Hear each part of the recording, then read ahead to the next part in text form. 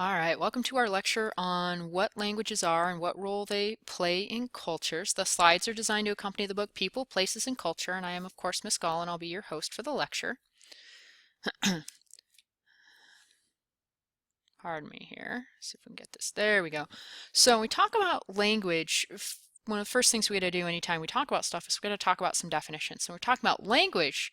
Definition is that set of sounds or symbols that we use for communication. And language is really an integral part of culture because what language does is it reflects both what a culture has been, what it is, and also what it values. Okay, so language is that medium through which we indicate, which we reflect, what we like, don't like, what's important, not important, right? And language also makes people in a culture visible to each other and to the larger world, right? Both through the act of, for instance, being able to see language, like what's on the slides, but also through being able to hear and talk about language makes people visible, means that they're able to be seen, right? So one of the things we can do when we talk about language is talk about, for example, internet content, right?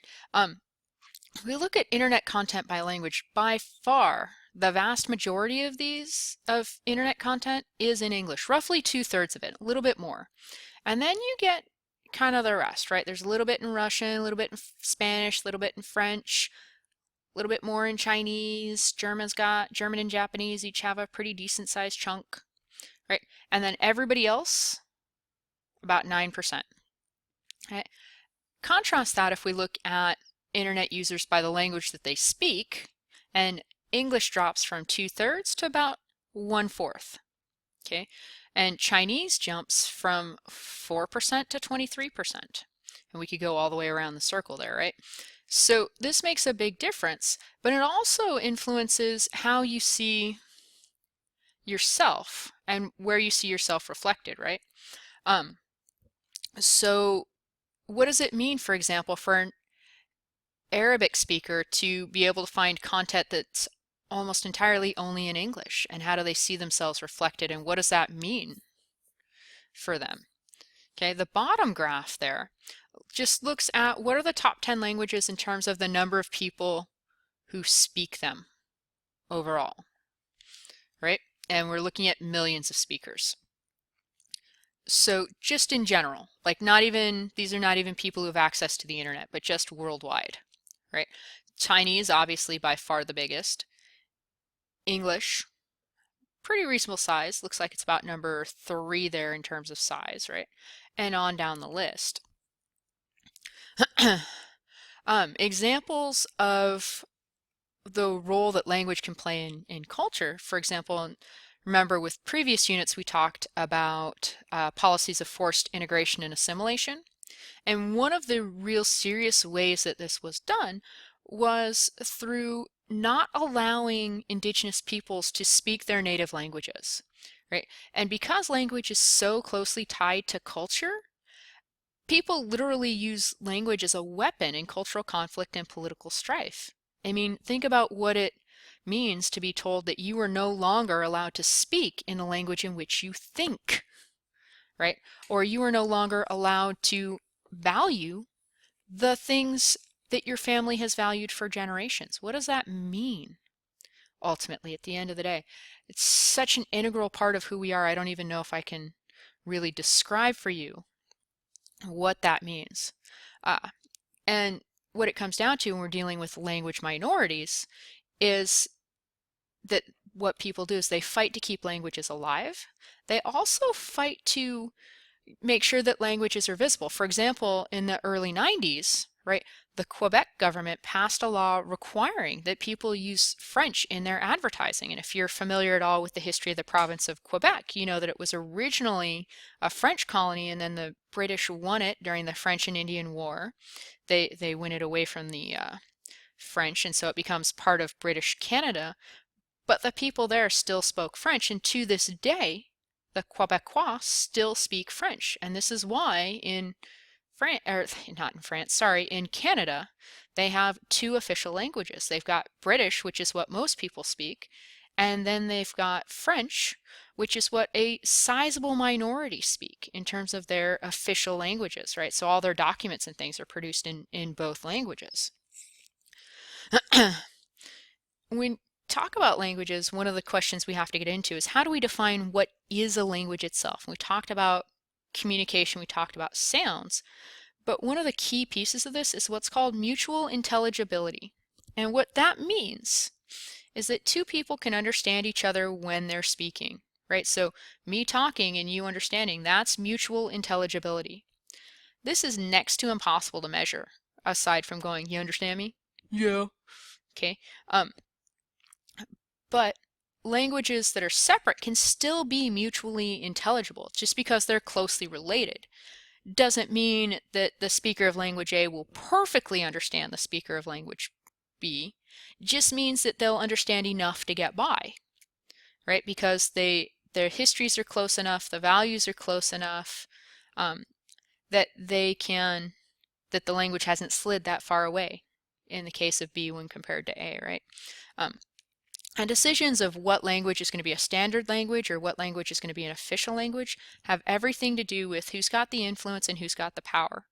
So if you remember when we were talking in the political geography unit, talking about multi-ethnic states, right, multi-ethnic countries, who decides what language government's going to be conducted in, and what does that mean for government to be conducted in a certain language? Right, if you're a country like say Nigeria where there's something like 400 different languages spoken, how do you choose which language government's going to be in? Because you need some language in order to be able to have government departments speaking to each other and different regions speaking to each other. And oftentimes what ends up happening in those former colonial possessions is that they chose the language of the colonizer, not because they're super keen on the Queen's English, right? Or they're just super in love with French, but because it's the one language everybody speaks and everybody shares. By the same token, if we look at a place like, say, here in the US, there oftentimes we see movements to make, we call them English-only movements, right? Where the only language of government will be English. Well, what does that mean then when we have a sizable minority who speak primarily Spanish, right? Or if we were here in Washington State where we have sizable minorities, for instance, who speak Russian or who speak Ukrainian, what does that mean then for their availability and their ability to interact with government? So once we've got that mutual intelligibility thing, the other thing we have to look at is what are called dialects. And dialects are really just variants of that standard language based along regional or ethnic lines.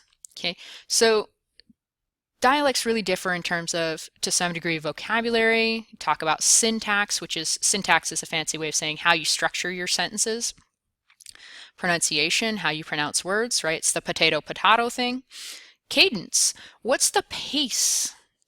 What syllables do you emphasize, right? These are the kinds of things that separate dialects. And dialects can kind of chain across space in such a way that they kind of slide into each other. And so you don't necessarily notice when you're moving from one dialect to another because those borders are kind of fuzzy. Really, dialectical regions are vernacular regions, right? And the easiest way to kind of mark them out are when we look at actual differences in vocabulary. If we talk about isoglosses, this is one of the ways in which we measure particular features and help determine where we find certain dialects in space. What we're really talking about is the geographic boundary within which a particular linguistic feature occurs. So for example, we could look at the isogloss and talk about what do we call soft drinks, right? Do we call them pop? Do we call them sodas? Do we call them Cokes? Do we use multiple designations primarily? Pop and soda, Coke and soda, Coke and pop. Right? And it's just one of the ways in which we can mark different regions in space. And what's really interesting here is you'll see if you look at your map, there's some very clear vernacular regions, right? So if we talk about the South, for example, most people in the South are going to use that term Coke. They might also use soda sometimes, they might also use pop. But if we look at, say, Kentucky, North Carolina, kind of southish, they're going to use Coke pretty commonly. If we look at kind of our coasts, right, especially the southern coast, California, thereabouts, and we look at the northeastern coast, they're going to use the term soda generically. Here in Washington, we're more likely to use the word pop. Okay, so we can see some real clear regions split out as we look at that. So that is kind of the last slide of our lecture. And just to wrap it all up and summarize it, what we've been talking about are what role, we started to talk about what are languages and what role languages play in culture. And we talked about how languages can really be used as essentially a weapon in an effort to assimilate or really to get rid of a certain culture, right? It can be a great way to kill off a certain cultural group is to require that they not speak their own language, and talked a little bit about what that might mean in terms of cultures and giving you some things to think about there. We also talked a little bit about isoglosses and what those are, right? We talked a little bit about standard languages and official languages, pardon me, which are closely related.